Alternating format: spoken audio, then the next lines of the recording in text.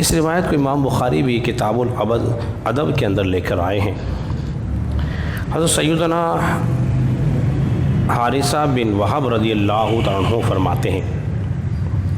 فرماتے ہیں کہ نبی کریم صلی اللہ علیہ وسلم نے ارشاد فرمایا، کیا میں تمہیں جنتی لوگوں کی خبر نہ دوں؟ حضور کیا فرما رہے ہیں؟ کیا میں تمہیں جنتی لوگوں کی خبر نہ دوں؟ ہر کمزور جسے کمزور سمجھا جائے، اگر وہ اللہ کے فضل اور کرم پر اعتماد و بھروسہ کر کے قسم کھا لینا تو اللہ رب العزت ان کی قسم کو پورا فرما دیتا ہے۔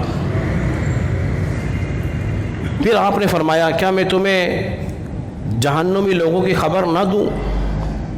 ہر وہ شخص جو سخت مزاج ہو، بخیل ہو، خود کو بڑا جانتا ہو، یہ وہ ہیں جن کی خبر نبی پاک علیہ الصلوۃ والسلام نے دی کہ یہ جہنمی ہیں۔ حدیث تو یہاں مکمل ہوئی۔ اب ذرا پہلے جملے پر غور کیجئے کہ نبی مکرم صلی اللہ علیہ وسلم نے کیا ارشاد فرمایا، کیا میں تمہیں خبر نہ دوں جنتی لوگوں کی؟ اس سے بات یہ معلوم ہوئی کہ نبی پاک علیہ الصلوۃ والسلام کو معلوم ہے جنتی کون ہے اور جہنمی کون ہے۔ حضور کو علم بھی ہے اور غیب کا علم بھی ہے۔ دیکھیے، خبریں وہی دیتا ہے جس کے پاس علم ہو۔ تو معلوم یہ ہوا اس حدیث سے عقیدہ اہل سنت واضح طور پر واضح ہو رہا ہے اس حدیث سے کہ اہل سنت کا عقیدہ کیا ہے کہ اللہ کے نبیوں کو کیا حاصل ہے؟ علم غیب حاصل ہے، اور وہ اللہ کی عطا سے ہے، ذاتی طور پر بولیے نہیں ہے۔ حضور خبر دے رہے ہیں۔ پھر آپ نے کیا فرمایا؟ ایسے کمزور جسے لوگ کمزور سمجھتے ہیں۔ اب یہ کمزور سے مراد کیا ہے؟ محدثین نے، شارحین نے اس کی وضاحت کی۔ فرماتے ہیں جس کے اندر تکبر نہ ہو، اس سے یہ مراد ہے وہ کمزور ہے۔ جو ظلم نہ کرنے والا ہو، جبر نہ کرنے والا ہو، وہ بھی کمزور ہے، اس سے یہ مراد ہے۔ یہ بعض نے کہا شاید وہ مراد ہے جن کے پاس روپیہ پیسہ نہ ہو، وہ کمزور ہیں۔ مختلف اقوال ہیں۔ تو یہاں جو مراد ہے وہ جسمانی اعتبار سے نہیں ہے کہ جس کا جسم کمزور ہو اسے ضعیف کہا گیا ہے، ورنہ طاقتور آدمی تو اللہ کو بے حد زیادہ پسند ہے۔ دو مومن ہوں، ایک کمزور مومن ہے اور ایک طاقتور مومن ہے، دونوں میں سے اللہ کو طاقتور مومن جو ہے وہ زیادہ محبوب اور پیارا ہے۔ کیوں؟ اس لیے کہ جو طاقتور مومن ہے وہ اللہ کی راہ میں دوڑ سکتا ہے، جہاد کر سکتا ہے، دشمن سے لڑ سکتا ہے، اور حج کر سکتا ہے، دیگر نیک اعمال بجا لا سکتا ہے، وہ زیادہ دیر تک قیام کر سکتا ہے۔ اور اس کے مقابلے میں جو کمزور ہوگا وہ قیام سے محروم رہے گا، قرآن کی تلاوت سے محروم رہے گا، جہاد سے محروم رہے گا، اور اگر اللہ نے حج فرض کر دیا ہے تو حج کے ارکان کرنے سے بھی وہ محروم رہ سکتا ہے۔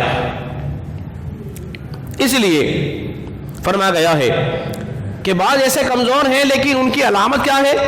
اگر وہ اللہ کی ذات پہ کامل اعتماد بھروسہ کر کے قسم کھا لینا تو اللہ تبارک و تعالیٰ ان کی قسم کو پورا فرما دیتا ہے۔ نبی پاک علیہ الصلوۃ والسلام نے ارشاد فرمایا، جانتے ہو جنت کے بادشاہ کون ہوں گے؟ جنت میں بھی بادشاہ ہوں گے۔ حضور نے فرمایا، جانتے ہو جنت کے بادشاہ کون ہوں گے؟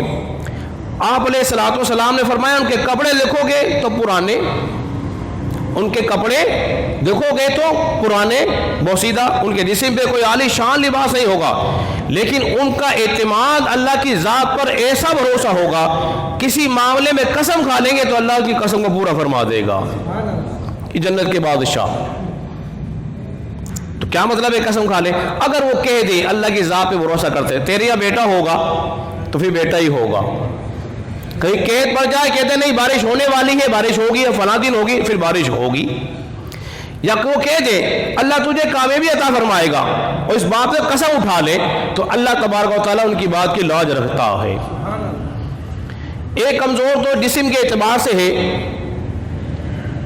جسم کے اعتبار سے ہے، اور ایک ذرا طاقتور ہو، لیکن اگر مومن اس کا اعتماد اللہ کی ذات پہ مکمل ہے تو پھر جو ہے وہ کمزور پیارا ہوگا۔ ایک مرتبہ نبی پاک علیہ الصلوۃ والسلام نے کیا کیا، سیدنا عبداللہ ابن مسعود رضی اللہ تعالیٰ عنہ کو درخت پہ پھل توڑنے کے لیے کہا، ابن مسعود تم درخت پہ چڑھ جاؤ، ذرا پھل توڑ کے تو لاؤ۔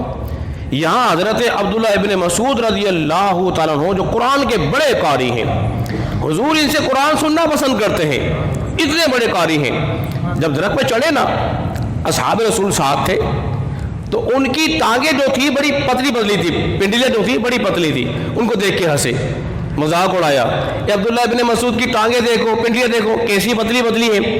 حضور نے دیکھا نا جب ان کے ساتھ والوں کا مذاق اڑا رہے ہیں، میرے کریم آقا نے ارشاد فرمایا احد پہاڑ دیکھ رہے ہو، اگر عبداللہ ابن مسعود کی ٹانگوں کا وزن کیا جائے گا نا، عید احد پہاڑ سے زیادہ وزنی ہوں گی، احد پہاڑ سے زیادہ وزنی ہوں گی۔